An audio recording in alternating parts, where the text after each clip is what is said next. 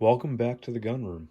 Today, we are taking a look at the gun that started it all, at least for me. When I was 18 years old, I walked into Cabela's in Hamburg, Pennsylvania, and I saw this gun sitting on the gun rack. I walked over to it. I'd always been fascinated by double-barreled shotguns, but they'd always been so expensive, and I never understood anything about them. This gun, however, had a price tag of $200. To my 18-year-old self, I was like, oh my goodness, I don't know what this thing is, but I want it. It's going to be mine, and I'm going to have it. I talked with the salesman there. They had just received it in from a farmhouse somewhere locally, and the barrels were pristine, but if you look down them, there was dust in them. So wherever it had been sitting, I don't know how this happened, there was dust in the barrels. I got home, they were mere perfect bores, and I was shocked. The gun looked like it hadn't been fired. There's case coloring all over it. There's no wear on any of the joints. There's nothing to indicate that this gun had really been used much. So, in any case, the gun that started it all. This is the first double barrel I ever owned. So you might have seen the Remington video. That was the first Damascus, or rather twist steel barrel gun that I had ever owned. This was the first side-by-side shotgun I ever owned.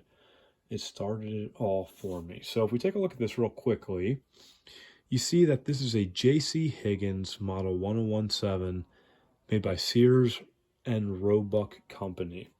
So yeah, that's the department store. You're right. Same one. Back in the day, they would sell everything from firearms to farm implements to whatever it was that rural America needed. This gun in particular is what we would call a hardware store gun. So it was a gun for the working man.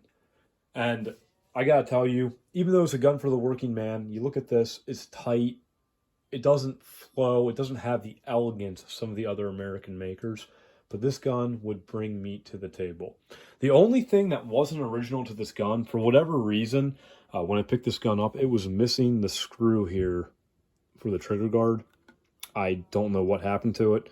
And it had this brass screw replaced in there. There weren't even any scratches on it. The thing was in perfect condition. I beat this thing up a little bit. I've taken it on some hunts that some people would cringe at. However, it's been through a lot with me. You can barely tell here right now. You might be able to see it there. I stripped the stock entirely down when I think I was 19 years old. And I carved a mourning dove right into there. You can't see it well because when I stained it, it came out way too dark. Someday I might revisit it. On this side, I also carved in, you might be able to see it, there it is, a gray squirrel eating an acorn. I even put in some white oak leaves here all around it. Someday I might revisit this and make it so you can actually see it. I even put my last name, my family crest there, just because I was like, I love this gun so much. And it meant so much to me at the time. Now, I would never abuse a gun the way I did to this one. However, it is what it is. It's at this point, when I hand this down to my kids, I hope they love it. But this is the gun that started it all for me. So J.C. Higgins, Sears Company, they made guns. They made everything for the working man. So this gun in particular has 30-inch barrels. It's choked, improved, modified, full. It is deadly on ducks. I have killed everything you can hunt in Pennsylvania, aside from an elk and a bear and some of the fur bearers with this gun. It's just been absolutely phenomenal. It's one of those guns where it's on that precipice where you can actually fire modern ammo through. You don't have to worry about pressures as much. And you can shoot 2 3/4 inch loads through it. So I've shot buckshot through this. I've taken bismuth through it, taken a lot of ducks and geese with it, taken deer with it, taken turkeys with it. This gun has been through it all with me. So just to say, I'm not going to go too into depth with these. There's a lot of information on the internet about these guns. If you find a 101.7, or it's on this side, the brand name here, 311A, a Stevens. If you find one of these guns in good condition, I highly recommend picking it up if it is in a decent price range. They're a great gun. they really aren't going to fail you. I've heard of guys who fire these a ton, like for trap, skeet, clays, whatever, and they have issues with the firing pins. All the parts are easily replaceable. But for an intro gun, you can still have these for $300. They're pretty easy to find, very, very cheap. They're a great introduction to a side-by-side shotgun made in America, made for the working man. So I used this for years in college, taking squirrels, taking pheasants, taking things that I was going to eat. And realistically, that's what this gun was built for. It was built for the men and women of this country who couldn't afford a top-end gun and needed a gun that would get it done. So if you find these, they're an American gem. Again, for this model in particular, you can see all the case color in here is still like pretty impressive how much is on it. And I kid you not, I have put thousands of rounds through this. I haven't cracked it yet. Even though I refinished the stock because I was an idiot teenager, it's not going to affect the value really. Someday I'll revisit this. I'll make it worthy of my family here.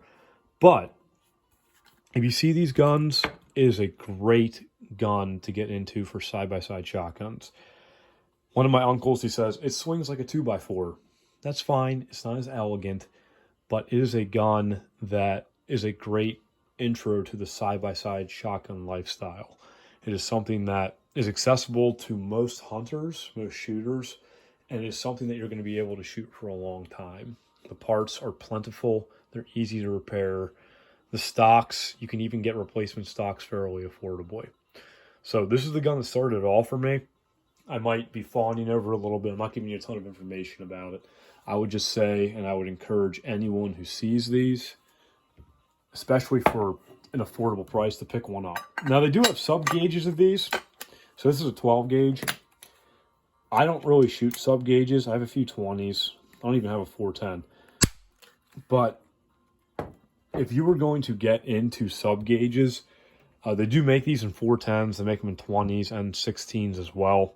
So it is a gun you can find in a sub gauge if that's something you're interested in. But a 12 gauge 311 or a JC Higgins 1017 is a gun that's going to last you a lifetime. It's something that is fun to use. As you can see in the picture here, I have killed just about anything you can hunt with this gun. It swings well for me.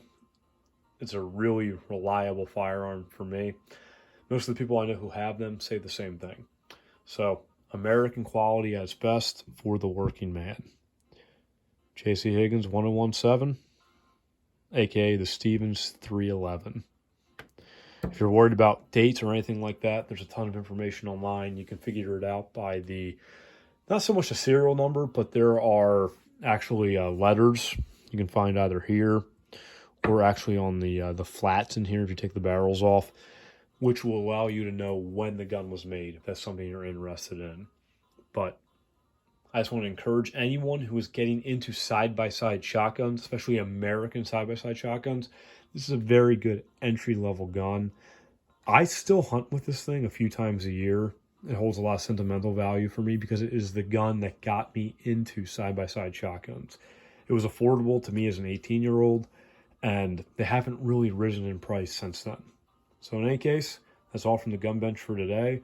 If you find one of these, especially in a sub gauge and you have young kids or you want something like that, awesome gun. So please keep them alive. Keep using them. Love to hear your comments. Love to hear how you are using your hardware store gun. Sears wasn't the only one that made these. There are a bunch of others out there. Love to hear your experiences with them.